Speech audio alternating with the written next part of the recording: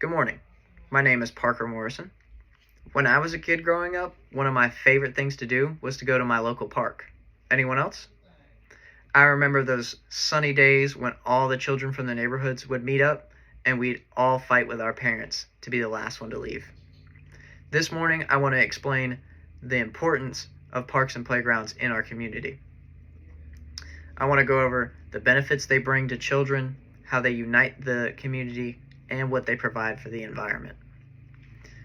Firstly, it is recommended by the CDC that children get at least an hour of physical activity a day. However, most children lack the space and the desire to do so, especially with the rise of the internet. Since the rise of the internet, more and more kids each year show that they would rather stay plugged in and indoors instead of going outside and interacting with the other kids in the neighborhoods. Parks provide children with a safe space and entice them to unplug and go outside by having equipment like swings and slides. By giving kids multiple options to play, everyone has something to do. Additionally, with some of these activities requiring a partner like tag, hide and seek, or even a seesaw,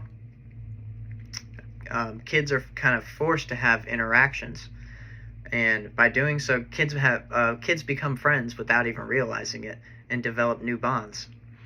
Having these hands-on interactions is important in the growth of multiple characteristics in children.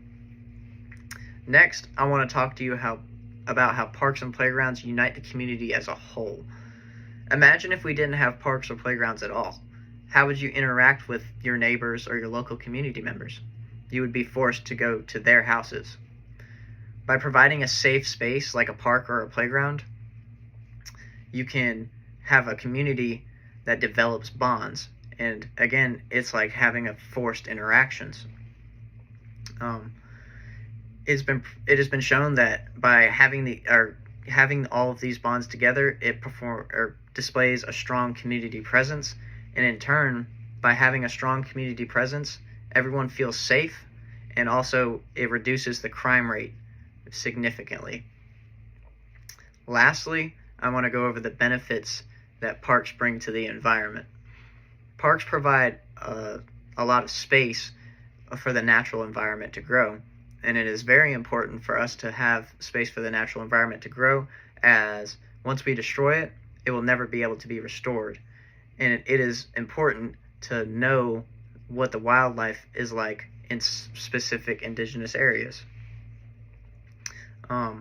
Having these green areas help also decrease with the amount of pollution in the air. Parks make up for a lot of the tree space in communities. And trees remove pollutants that would equivalent up to $47 million worth of service by a corporation a year. And we get that service for free just by building parks.